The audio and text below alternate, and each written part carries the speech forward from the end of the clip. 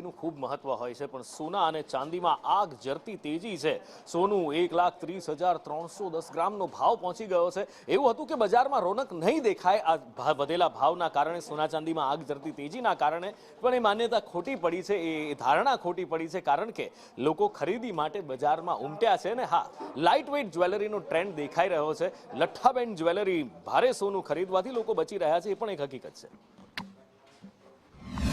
દીપાવલી પૂર્વે આવતો પુષ્ય નક્ષત્ર કે જે ખૂબ જ શુભ માનવામાં આવે છે, આજના દિવસે કરવામાં આવેલ તમામ ખરીદી જે છે તે અતિ શુભ મનાય છે। તેને લઈને ખાસ કરીને સોના ચાંદીની ખરીદી કરવા માટેનું પણ ખૂબ અનેરું મહત્વ રહેલું છે।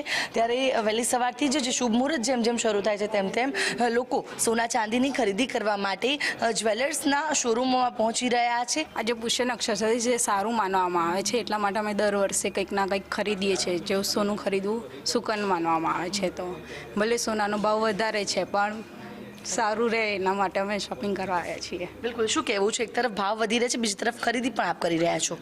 એટલે પ્રસંગ બી આવે છે ઘરમાં, અને પુષ્ય નક્ષત્રના દિવસે લીધેલું શુભ માનવામાં આવે છે હિન્દુ સંસ્કૃતિ પ્રમાણે આપણે, એટલે કંઈક ને કંઈક અમે લેતા હોઈએ છીએ। અને અહીંયા બોપલ નામના શોરૂમમાં ડિઝાઇન ને બધું સારું હોય છે, એટલે અહીંયા અમે વધારે પ્રિફર કરીએ છીએ। જે શુભ માનવામાં આવે છે સોના ચાંદીની જે ખરીદીને અતિ શુભ મનાય છે, ત્યારે લોકો ખરીદી કરીને આજના દિવસનું મુહૂર્ત જે છે તે સાચવતા જોવા મળી રહ્યા છે। એટલે કે મોંઘવારીની વચ્ચે પણ સોના ચાંદીની પુષ્ય નક્ષત્રના દિવસે ધૂમ ખરીદી થતી જોવા મળી રહી છે।